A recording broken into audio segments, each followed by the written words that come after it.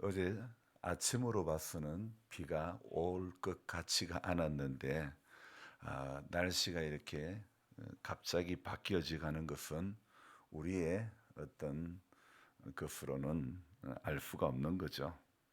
저는 저녁에 멀리 헝가리에 있는 하은이에게 전화를 했습니다.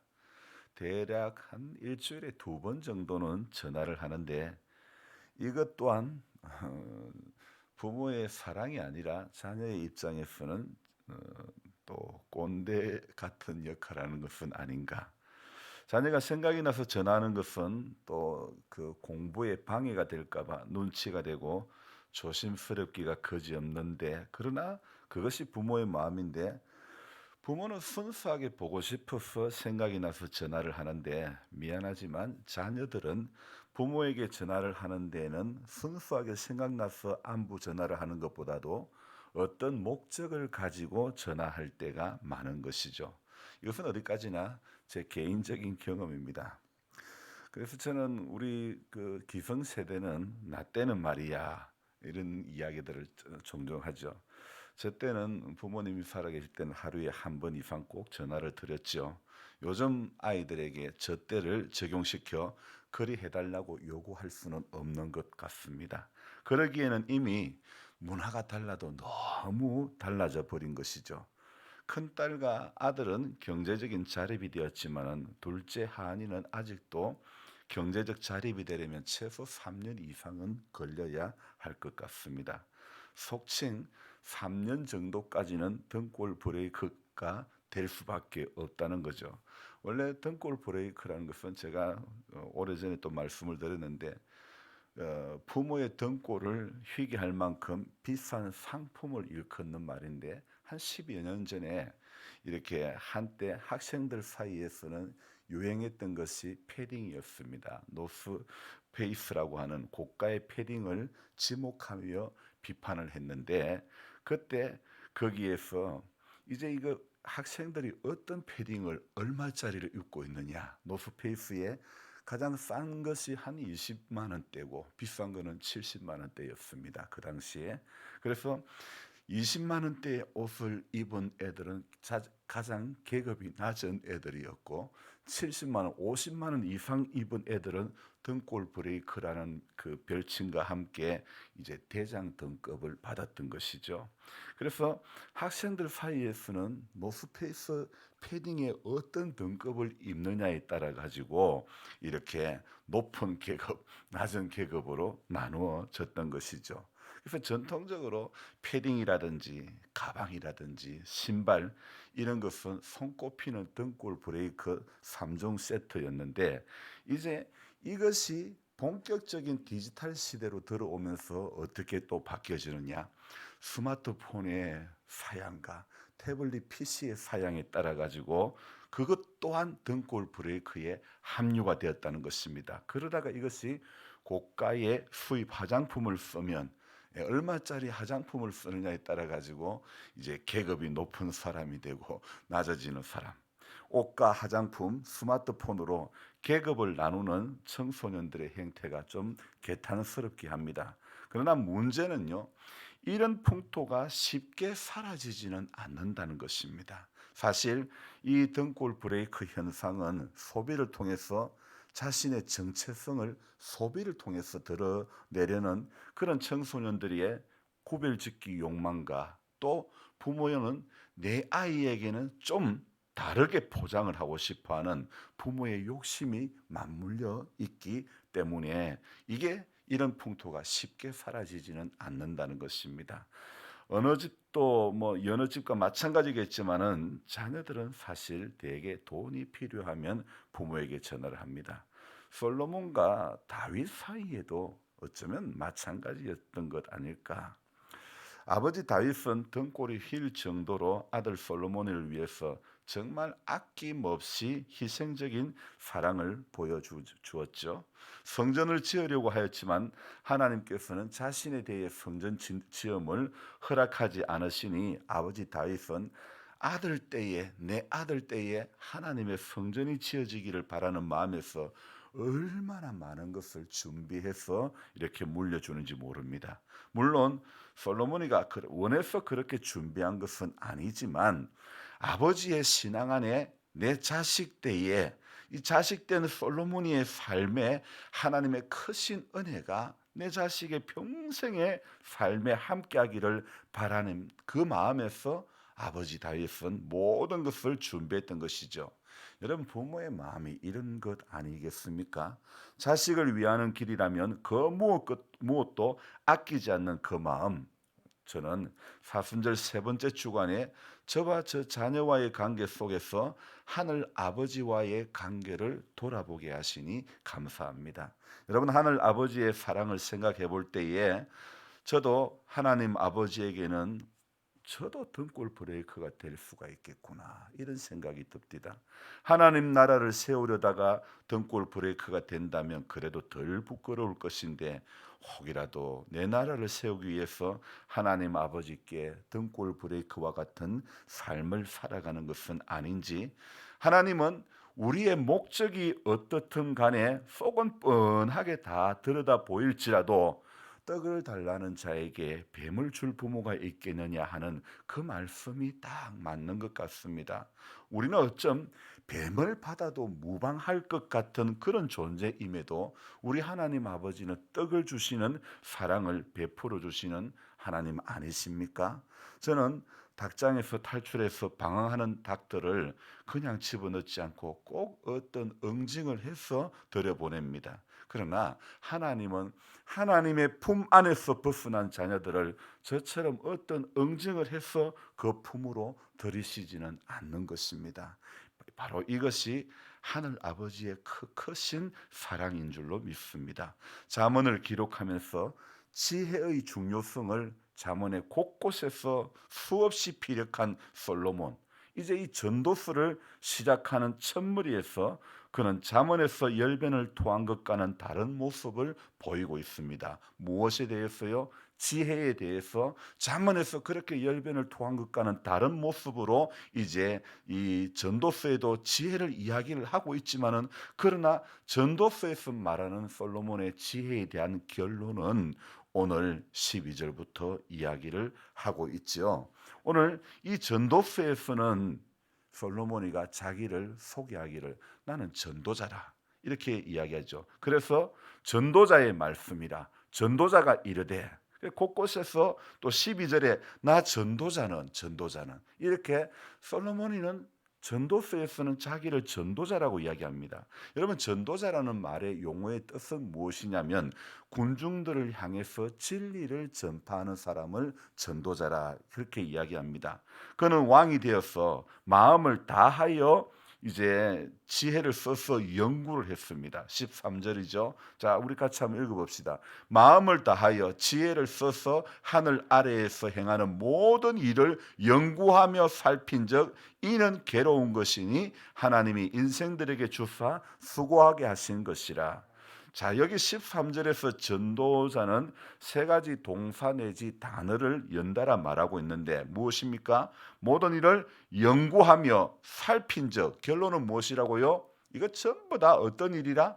괴로운 일이라. 여러분 우리가 보기에는 선하다고 생각했던 것이지만은, 바르다고 생각하지만은, 맞다고 생각하지만은 여러분 지나고 보면 전부 다 괴로운 일들이 되기가 쉽다는 것을 우리는 알아야 됩니다. 그래서 연구하고 살펴보니 무엇에 대해서요? 지혜에 대해서 연구하고 살펴보니 이 또한 괴로운 것이다. 그렇게 이야기합니다.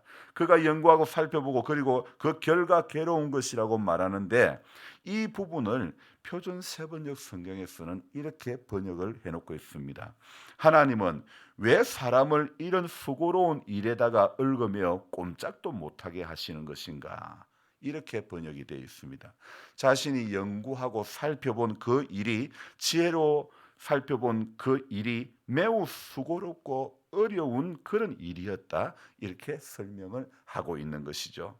여러분 하나님은 왜 전도자에게 이 수고로운 연구를 하게 하셨을까?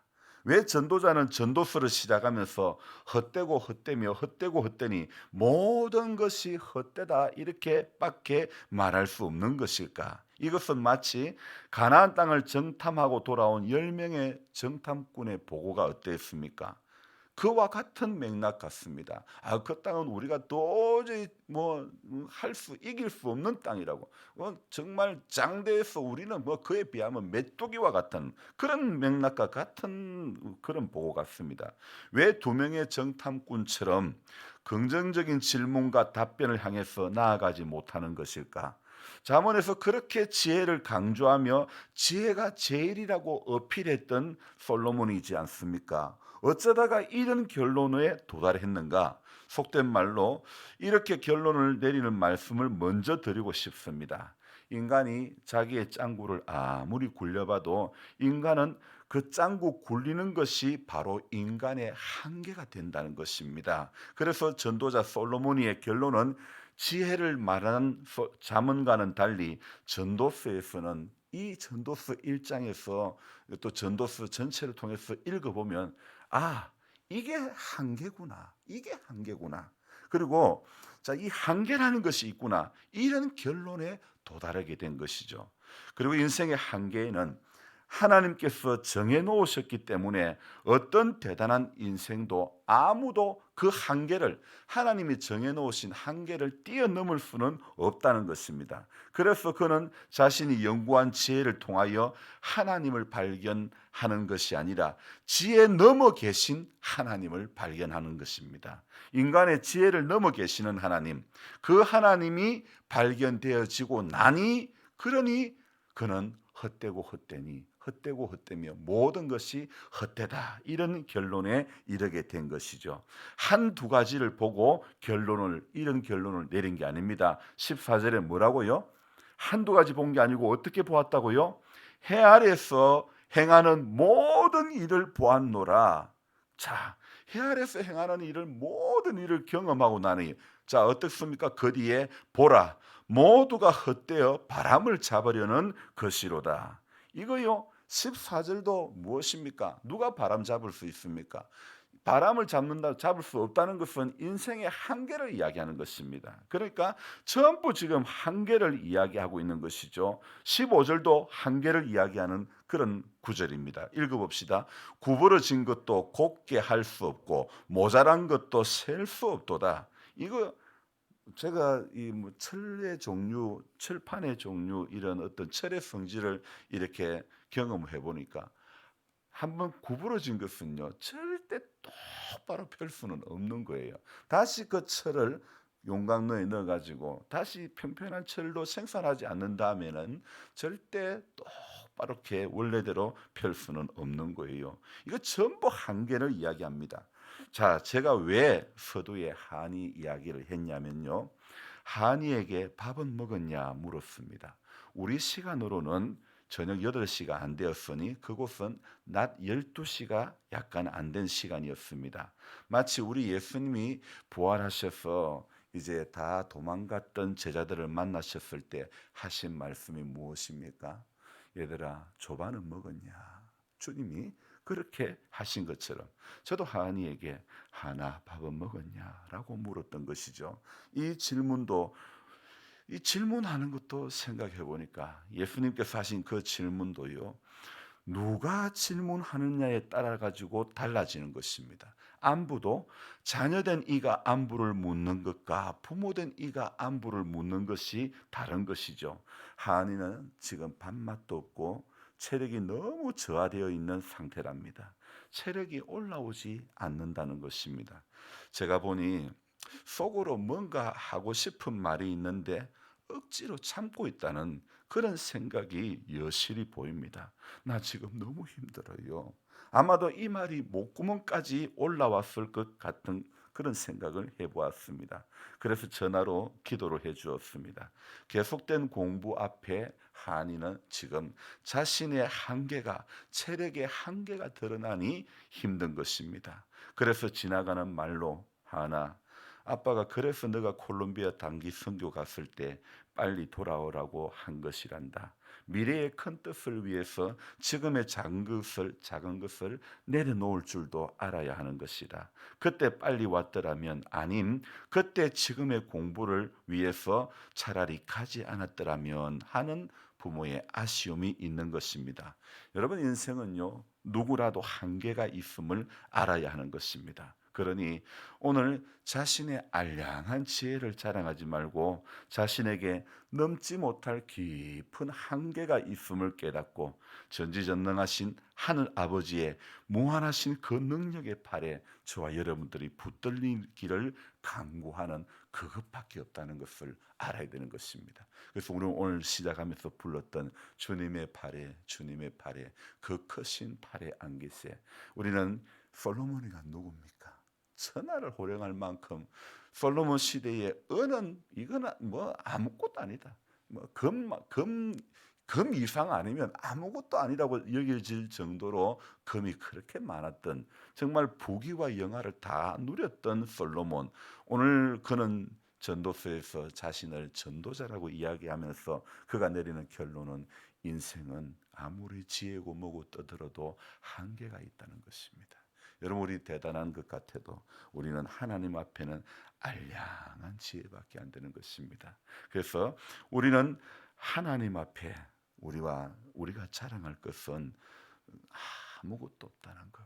오늘도 그 전능하신 하나님의 깊은 부유하심 가운데 저와 여러분들이 그분의 그 크신 팔에, 그분의 그 넓으신 가슴에 오늘도 붙들리는 그 인생이 복된 줄 믿습니다. 그래서 오늘도 주님의 팔 안에, 주님의 그 품 안에 우리 모두는 다 안기운 바 되어져야 될 줄 믿습니다. 이것을 사모하며 기도하며 의지적으로 주님 앞에 더 가까이 나오는, 주님으로부터 멀어지지 않고 늘 말씀과 기도와 하나님 앞에 예배와 이 우리의 모든 삶이 하나님 앞에 더 가까이, 주께로